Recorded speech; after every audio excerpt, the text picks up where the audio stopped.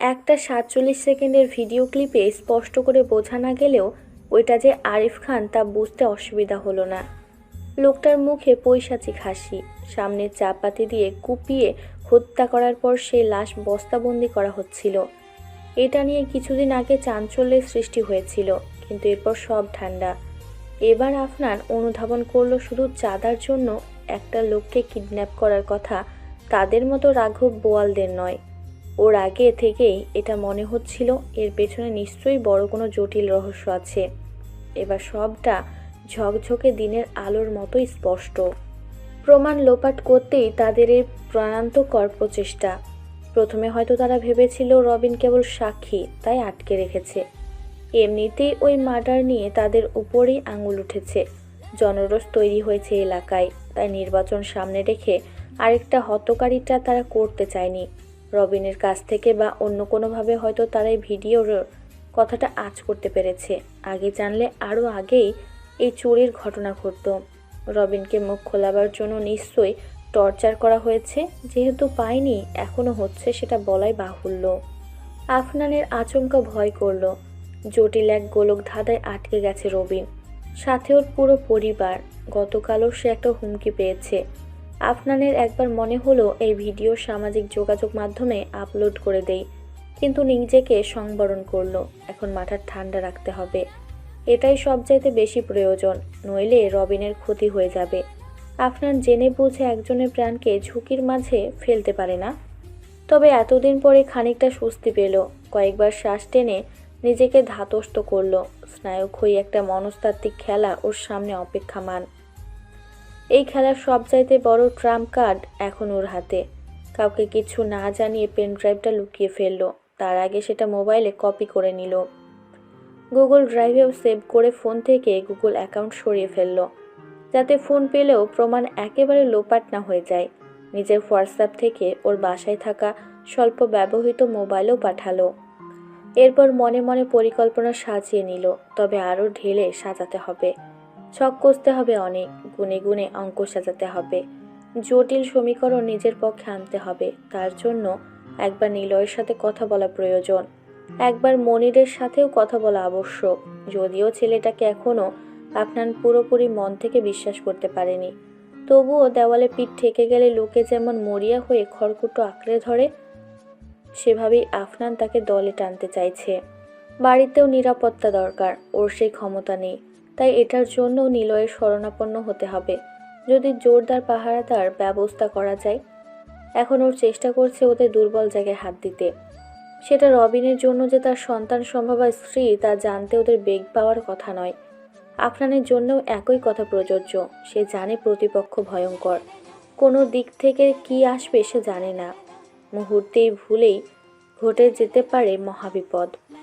নিলয়ের সাথে আনিকার দুদিন থেকে কথা বলা প্রায় বন্ধ আছে। একবার নিলয় ভেবেছিল ওর বলা কথার জন্য দুঃখ প্রকাশ করবে, কিন্তু আনিকা জানালো, আমি ফাইনাল ডিসিশন নিয়ে নিয়েছি। সামনের মাসের 1 তারিখেই জয়নিং। ওখানে সুমি থাকে, আমার ফ্রেন্ড। ওর একটা মহিলা হোস্টেলের ব্যবস্থা করে দেবে বলেছে। নিলয়ের মন তেতো হয়ে গেল। নিজের সিদ্ধান্ত থেকে সরে এসে বলল, ডিসিশন যখন নিয়ে ফেলেছ, যা খুশি করো। এরপর ওদের নতুন শুরু করা দাম্পত্যের শীতলতা শুরু হয়েছে। বরফ জমছে দুদিকেই, নীরার সামনে যেন তা প্রকাশ না পায়, সেজন্য অবশ্য খাবার টেবিলে বসছে একসাথেই। এর মধ্যে আফনানের কলাশায় ওপাশের কথা শুনে নিলয়ের কপালে ভাঁজ পড়েছে। নীরার চোখ এড়ায় না, ফোন রাখতেই সে প্রশ্ন করল, ভাইয়া, আপনার ভাইয়ের ওই দিকের পরিস্থিতি এখন কেমন? পরিস্থিতি জটিল হচ্ছে। আমার তোর বোনের জন্য টেনশন হচ্ছে বেশি। শালার ডেলিভারির সময় ঘনিয়ে এসেছে। আমি কাল একবার যাব। নীরা নির্লিপ্ততা বজায় রেখে শুরু করলেও এবার আর তা পারল না। উৎকণ্ঠা নিয়ে বলল, আমাকে তোমার সাথে নিয়ে যাবে? নিলয় এক ঝটকায় নাকচ করে দিল। তুই ওখানে গিয়ে কি করবি? নীরা এবার অপ্রস্তুত হলো। মনে মনে একটা জুৎসহ অজুহাত খুঁজতে চেষ্টা করলো। এরপর বলল, শায়লাপু যে কোনো সময় পেন শুরু হতে পারে। আন্টি বয়স্ক মানুষ, আপনার ভাই তো আছে ছোটাছুটির মধ্যেই। একজন নিজেদের মানুষ তাদের সাথে থাকা দরকার। ওর কথা যে নিলয়ের যুক্তিগ্রাহ্য মনে হয়নি তা বোঝা গেল বেশ। না না, ওখানে যাওয়ার রিস্ক এখন। আমি একজন নার্স অ্যাপয়েন্ট করে দিয়েছি কাল। কিন্তু নীরা সেখানে যাওয়ার জন্য, একবার সামনাসামনি আফরিনকে দেখবার জন্য কতটা ব্যাকুল হয়ে আছে এটা কি করে ভাইকে বলবে। লাইফ রিস্ক আছে। তা তো আছেই, ওরা ভীষণ ডেঞ্জারাস। লাইফ রিস্ক আছে, তাহলে তুমি যাচ্ছ কেন? আরে তুই আর আমি এক, আপনার আমার বেস্ট ফ্রেন্ড। তাছাড়া আমার প্রফেশনে এমন অনেক রিস্পেক্টর হ্যান্ডেল করতে হয়। কিন্তু সে তো আমার জীবনের সাথে জড়িয়ে। তার অমন ক্রাইসিসে তার হাতটা ধরে একবার বলতে যে ভীষণ ইচ্ছা করে, আমি তোমার পাশে আছি, তুমি একা নাও। আমি কি আর তাকে দেখতে পাবো না? মনে মনে আওড়ায় নীরা। যেদিন ওদের বাড়ি থেকে আফনান চলে গেল সেদিন একবার যদি সামনাসামনি কথা বলতো। চিঠিটা পুড়িয়ে ফেলার জন্য এক পৃথিবী অনুশোচনা হচ্ছে এখন। অনুতাপে পুড়ছে ভেতরটা। চাপা স্বভাবের মানুষটা তার হৃদয়ের দ্বার উন্মোচিত করে দিয়েছিল চিঠির ভাষায়। এখন তা বারবার পড়ার লোভ হচ্ছে। সে এত করে চেষ্টা করেও যে পুরনো ক্ষত মুছতে পারছিল না, তা এখনকার অভিমান গলা জলে যেন নিমেষে ধুয়ে মুছে গেল। শঙ্কিত গলায় নীরা বলল, তুমি সাথে না নিয়ে গেলে আমি একাই যাব ভাইয়া, প্লিজ নিয়ে যাও।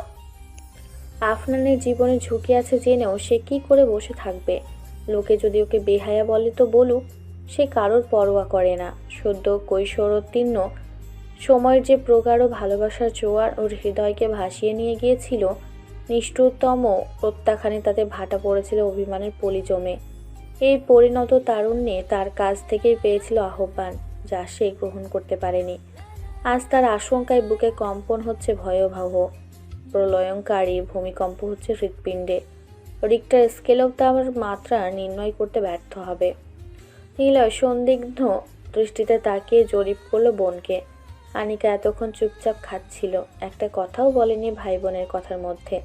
এবার সেও নীরার দিকে একই দৃষ্টিতে তাকিয়েছে। আমার কথার তো কোনো গুরুত্ব নেই, যা খুশি তাই কর তোরা। আমি নির্বাসনে চাই। নিলয় কথাটা নীরাকে বললেও তা আনিকার জন্য ছিল, এটা সকালে উপলব্ধি করলো।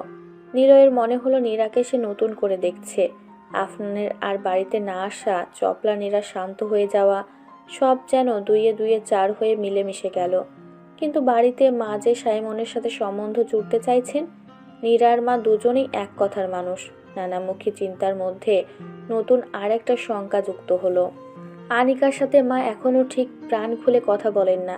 স্বাভাবিক কথা বললেও অন্যদের সাথে যতটা প্রাণবন্ত, আনিকার সাথে ততটা নয়। সে বোঝে কারণটা। আর আফনান, সে নিলয় প্রাণের বন্ধু, অত্যন্ত লড়াকু, যার প্রায় সারা জীবন কেটেছে লড়াই করে। সামাজিকভাবে পারিবারিকভাবে অত্যন্ত সৎ, পরিবার অন্তঃপ্রাণ। তবুও আরও অনেক বিষয় আছে, তার মধ্যে এখন যে পাকে আটকেছে। তারপর তো সবাই নিলয়ের ভালোবাসার মানুষ, কিন্তু একটা ঝড় সামনে উঠবে। সে কোন দিকে যাবে, কোন দিকে যাওয়া উচিত? ওদিকে আনিকা। আফনানের সাথে দেখা করতে এসেছে রাইহান। সে ওয়াহেদ মির্জার অ্যাসিস্ট্যান্ট। তারা আজমল খানের প্রতিপক্ষ। আফনানকে দলে টানতে চায়। দেখুন আহনাফ সাহেব, আমরা আপনার আর আপনার ফ্যামিলির পুরোপুরি নিরাপত্তা নিশ্চিত করব। আমাদের নিজস্ব লোক আপনাদের প্রোটেকশন দেবে। আপনি সরাসরি মিডিয়ার স্টেটমেন্ট দিন। রবিন সাহেব এই এলাকার ছেলে, তার জন্য যারা দায়ী তাদের যথোপযুক্ত শাস্তি হওয়া উচিত। আফনান স্মিত হেসে বলল, দেখুন, আমি আপনাদের এসব পলিটিক্যাল ইস্যুর মধ্যে নেই। আমরা নিরীহ সাধারণ মানুষজন। রবিনের সাথে অনেকগুলো জীবন জড়ে আছে। এটার সাথে অন্য ইস্যু জড়াবেন না প্লিজ। দেখুন, এটা আপনার জন্য ভালো হবে। এত ভালো প্রস্তাব আর পাবেন না। আফনান সরাসরি প্রত্যাখ্যান করতে চাইলেও করল না, বলল, ভেবে দেখব। এই প্রস্তাব যে কেবলই স্বার্থের জন্য এটা সে জানে। রবিনকে নিয়ে পাবলিকের সিম্প্যাথি আছে চলমান ইস্যু, তার পক্ষ নিলে যে ওদের লাভ। পৃথিবীটা এত স্বার্থপর কেন? তবুও এত স্বার্থান্বেষীর ভিড়ে কিছু মানুষের নিঃস্বার্থ স্নেহ, ছায়া, ভালোবাসা ওর ভাগ্যে জুটেছিল। কতদিন পরে নীরার মুখটা স্পষ্ট হলো ওর মানসপটে। ভাগ্যিস সেদিন মেয়েটা ওর সাথে দেখা করেনি, ভালোই হয়েছে। চিঠিটা কি নীরা পড়েছে? না, চিঠিটা লেখা একদম উচিত হয়নি, খুব ভুল হয়েছে। ওর ভাঙাচোরা জীবন আরও গুলিয়ে গেছে। কেন যে আবেগকে প্রশ্রয় দিল? নির্ভেজাল ভালোবাসা মাখা আবেগ ওর জন্য নয়, একদম নয়। দীর্ঘশ্বাস বেরিয়ে এলো বুক বেয়ে। কত সহস্র দীর্ঘশ্বাস জমে আছে সেখানে সঙ্গোপনে। তা কেউ জানে না। সমস্ত যন্ত্রণা ওর একার, একান্তই একার। মনিরের সাথে আজ আবার দেখা করতে এসেছে আফনান। আপনার সাথে দেখা করতে আসা রিস্কি, চোখ ফাঁকি দিয়ে আসার আগে। মনির, তুমি মেসেজ দিয়েছ? রবিনের নিয়ে খবর আছে? ভনিতে না করে আগে সেটা বলো। বলতেছি রবিন রে, মানে রবিন ভাইরে আর কি মায়েরে ফেলতে চাইতেছিল। তো উনি বলছে উনি মলেও প্রুফ থাকবে, ভিডিও লুকায় রাখছে। আজমল স্যার বলল ওই ঘটনার পরে রবিন বাড়ি যায় নাই, কোথাও থাকলে সেটা ওর দোকানে। তাই আফনান বলল। মনির, ওই ভিডিও আমার কাছে আছে। আফনান জেনে বুঝে কথাটা বলল। কিছু জিনিস যাচাই করা অত্যন্ত প্রয়োজন। প্রথম চাল দেয়া কমপ্লিট, এবার দেখার ওদিক থেকে কি আসে। নিজের দলের কেন্দ্রীয় কমিউনিটিতে আজমল খানকে নিয়ে এক ধরনের অনাস্থা তৈরি হয়েছে। এটা তিনি বুঝতে পারেন। দুর্নীতিসহ বিভিন্ন অর্থনৈতিক ইস্যুতে তার নাম সরাসরি জড়িয়ে প্রকাশ্যে আসায় দল বিব্রত এখন। বস্তির বস্তাবন্দি টুকরো লাশ নিয়ে বিষয়টা ধামাচাপা দিলেও তাতে জনতার আঙুল যে তার আর তার ছেলের উপরে তা প্রকাশ্য। তার মধ্যে ইন্ধন জুগিয়েছে রবিনের নিখোঁজ হওয়া। সব মিলিয়ে তার অবস্থা টালমাটাল। তিনি যে কোনো উপায়ে নিজের হারানো ইমেজ পুনরুদ্ধার করতে মরিয়া। এখন সব চাইতে গলার কাটা হয়ে বিঁধে আছে আফনান নামের ছেলেটা। রবিনকে সরিয়ে দিয়ে শোধ তিনি তুলবেন বলে ঠিক করলেন। নির্বাচন শেষ হলে এই ছোকরাকেও তিনি দেখে নেবেন। হাঁটুর বয়সী একটা ছেলে, যার কোনো শক্ত ব্যাকআপ পর্যন্ত নেই, অথচ মেরুদণ্ড টনটনে সোজা। আজমলের বয়স হয়েছে, অভিজ্ঞতায় পরিপূর্ণ একজন মানুষ। তার চুল দাড়ি বাতাসে পাকেনি, একে ঝাড়ে বংশে নির্মূল করে তবে তিনি থামবেন। এভাবে এত সাহস যারা তার সাথে দেখিয়েছে তাদের তিনি কড়াই গন্ডায় বুঝিয়েছেন আজমল খান আসলে কে। হুইস্কির গ্লাসে আয়েশি চুমুক দিতে দিতে আগাগোড়া ভাবছিলেন, তখনই আরিফের কল এলো। বাবা, একটা গন্ডগোল হয়েছে। এটা ছাড়া আর কোনো সংবাদ দেবার মুরত তো তোমার নেই।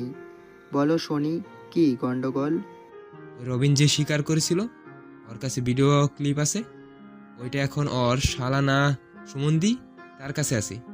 মনির খবর দিল। ওর সাথে কথা হয়েছে তোমার? না আব্বা, আপনারে আগে জানাইলাম। ভালো, ওই ছোকরার নম্বর দাও। ফোন কাটার প্রায় 30 সেকেন্ডের মধ্যে টেক্সট মেসেজের নম্বর চলে এলো আফনানের। তিনি গ্লাসের পানিয়াতে শেষ চুমুক দিয়ে ডায়াল করলেন। ওই ছোকরা, তোমার কাছে যা আছে চুপচাপ ফেরত দাও। আপনি কে? আর কি ফেরত দেবার কথা বলছেন?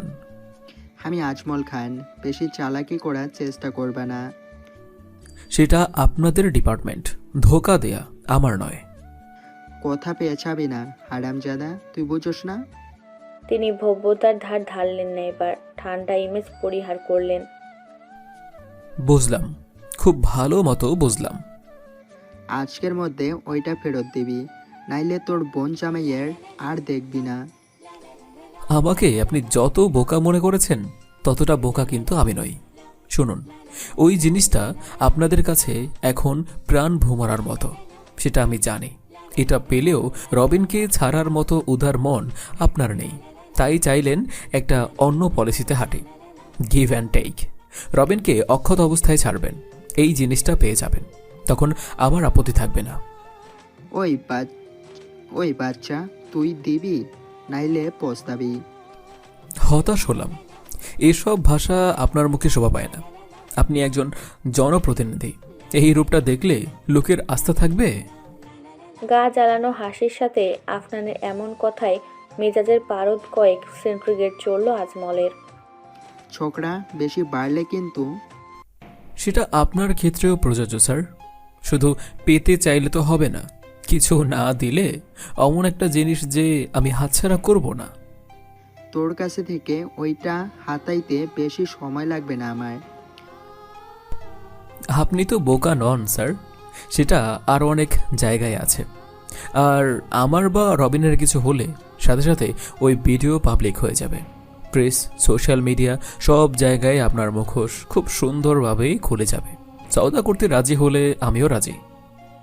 আজমল খান অতিশয় ধূর্ত মানুষ, পরিস্থিতি বুঝতে তিনি সময় নেন না। এবার তাই নরম গলায় বললেন, ঠিক আছে, রবিন রে ছাড়ব, কিন্তু তোমার কাছে আরও যে অনেক জায়গায় সেফ থাকবে না তার গ্যারান্টি কি? আমি আপনাদের মতো নই, ছাপ পোষা মানুষ। রবিনকে অক্ষত পেলে ওই ক্লিপের আর কাজ কি আমার? আমি ডিলিট করে দেব। আচ্ছা, আগামীকাল রাত 3টায় রেডি থেকো ছোকরা। একটা ছোকরাকে ভয় পাচ্ছেন? তাহলে বলতে হয় আমি ছোকরা নই, তাই না স্যার? আজমল খান কল কাটলেন। এভাবে ঘোল তিনি খাবেন না। প্ল্যান বি রেডি রাখতে হবে। প্রমাণ আর 2 সাক্ষী সবই যেন ঠান্ডা হয়। তিনি হারতে জানেন না। আফরান ভেবেছিল হয়তো আরিফ ওকে ফোন করবে কিংবা দেখা করবে, কিন্তু আজমল খান স্বয়ং কথা বললেন। কথা বলার সময় হুমকিতে এসে ভয় পেয়েছে, কিন্তু এসব মানুষের সামনে দুর্বলতা দেখাতে নেই, তাই স্নায়ু শক্ত করে তার মোকাবেলা করেছে। আফরান আরেকটা জিনিস নিশ্চিত হলো, মনিরকে বিশ্বাস করা যায় না। মনিরকে পেন ড্রাইভের কথা বলার পেছনে আফরানের 2টো কারণ ছিল। 1, মনিরের বিশ্বাসযোগ্যতা যাচাই করা। 2, জিনিসটা যে ওর কাছে এটা জানান দেওয়া, তাতে ওদের পরবর্তী পদক্ষেপ সে জানতে পারবে। প্রথমটা যদি পজিটিভ হতো তাহলে চালটা অন্যভাবে দিতে হতো। যাই হোক, এত সহজে যে ওরা হাল ছাড়বে না এটা তো সহজেই অনুমেয়। প্রথম চাল দেয়া হয়ে গেছে, এবার ওর লোকবল লাগবে। এই বাজি জিততেই হবে, কারণ এতে জীবন জড়িয়ে আছে। ওর, রবিনের, ওর পরিবারের সাথে একটা অনাগত নিষ্পাপ শিশুর। আফরান বাসায় আসতে আসতে মাথায় এক আকাশ অনিশ্চয়তার খেলা চলছিল। আকাশে আজ এই মেঘ, এই রোদ্দুর, ঠিক ওর মনের মতো।